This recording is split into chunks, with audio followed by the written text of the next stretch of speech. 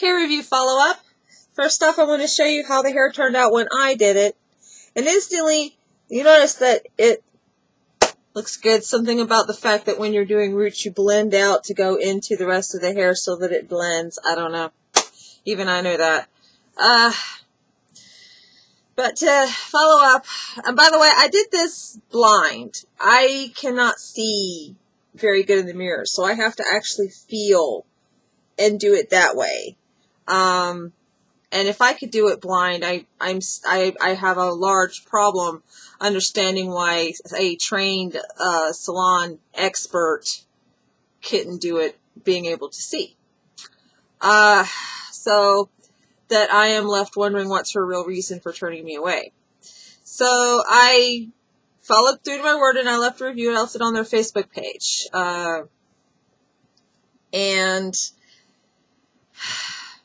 I halfway expected it when I looked at the reviews that were there, because there was one review, a 1-star, by someone who felt that the job was not done right, and instead of doing as, and I looked it up, as business asks you to do when you're a salon, keep and refund and address the issue, they ended up in an argument, which shows a lack of professionalism there. I don't know what the whole story was because it was a review, you know, but there was definitely a lack of handling the situation in a good way for clientele.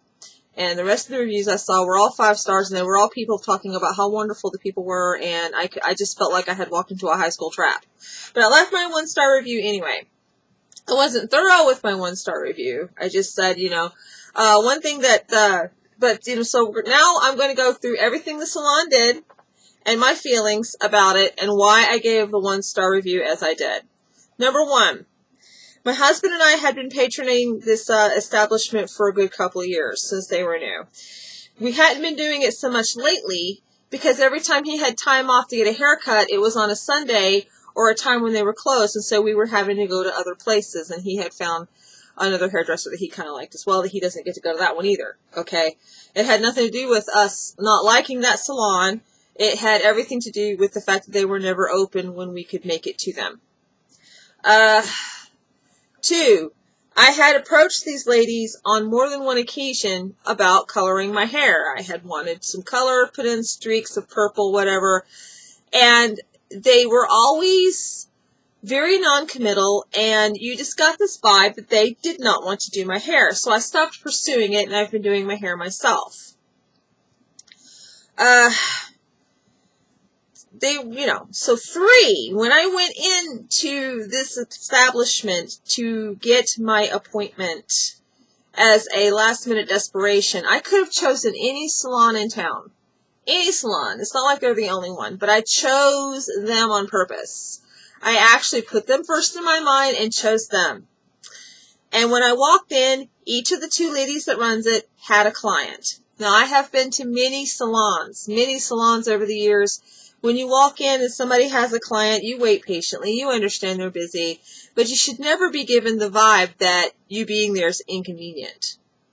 So I stepped in, and she was, the main lady, the lady I made the appointment with was doing the nails of someone else, this lovely lady. And I said, I just wanted to know if you can do my hair. And she's like, well, what's it for? Like, this is her business or something, you know. And I was like, oh, well, I've got this audition coming up, and, you know, so it's kind of a last-minute thing on my case, and I've got to get my photo taken tomorrow. So I really need these roots done because it's all kind of happening at me at the last second. I'm not really being given the room to move the way I want to do. And then she got quiet, and I began to feel like an inconvenience standing there. Now, I understood she was busy, so I waited patiently. But when she looked up at me, the expression she gave me was one of, oh, you're still here. And she politely said, well, when do you want it and everything? And I explained that I couldn't do it early in the morning. I told her I work nights. I didn't want to go through the spiel of insomnia and how hard it is to sleep and how I work nights because I don't sleep and I might as well do something with my time, you know, or any of the things, and how I don't feel sleepy until close to sunrise and this is an actual insomnia condition. There is a type of insomnia that's like that. It cannot be helped. I mean, it starts to swing back and forth. Thanks to her, though. I have to give her some credit. Thanks to her, I was up early today because my schedule got swung back from that day. So, I mean, there's a plus. But, so she said 11:30.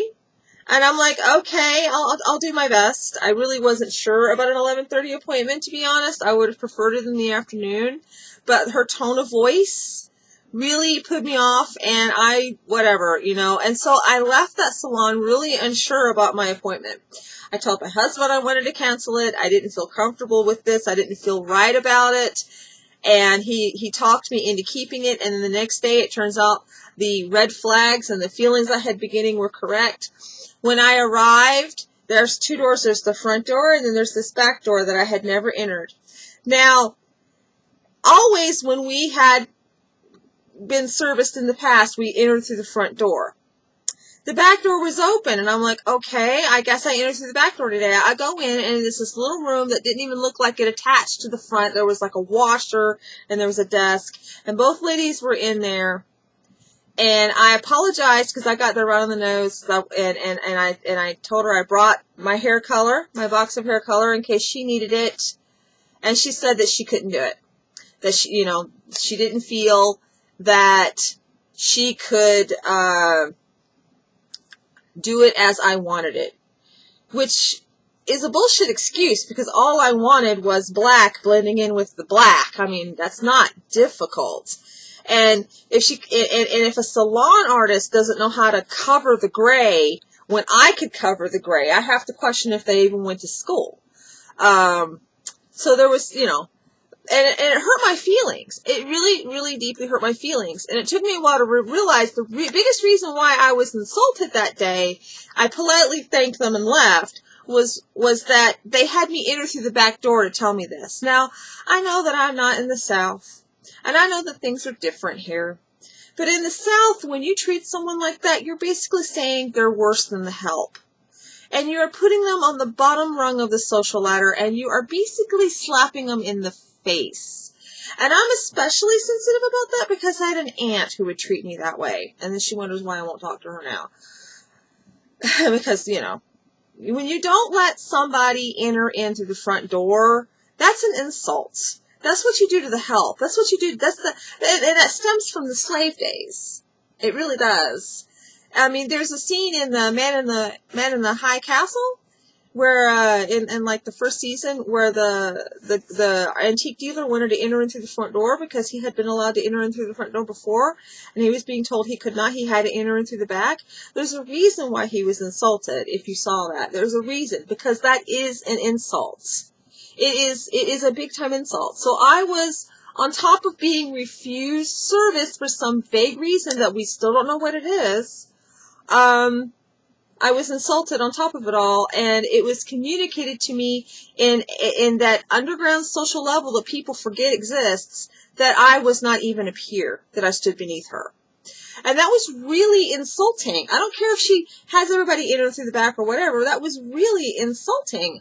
To go through hours of struggling to sleep and to get to where I could function for this appointment that I wasn't even sure about because of the vibes I had gotten while making the appointment, only to get dissed and turned away after all my effort. And it was a lot of effort. It was a hell of a lot more effort than I guarantee she made. I guarantee you it was more effort than she made because all she did was sit back and decide that she didn't want to do it. So I left my review, gave him a 1 star. It wasn't as thorough as I just was. And I was expecting it. And sure enough, the lady that was there when I made the appointment stepped in to defend her friends. Because it's high school. It's high school today. I'm back in high school. And, you know, oh, don't you know that the shopkeeper's such a wonderful person? She's so great. She's so talented. Oh, I didn't even read all of it because I couldn't stand the sucking. And,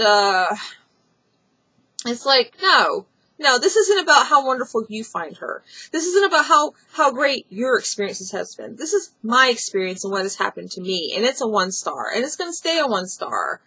And this is a very inappropriate way to handle my review. The proper way to handle a negative review on your business is to address the customer's concerns and see what you can do to make it better. In this case, the only way to make it better is to get, not even an apology. I just don't want to hear from this business, actually. I don't care for them to make it better. Because the fact of the matter is, they have been reluctant to do my hair so much in the past that I should have expected what happened. And that's on me for not taking the subtle snob clues, I guess. But the fact is, as a business owner, she should have been up front and told me point blank, I cannot do your long ass hair.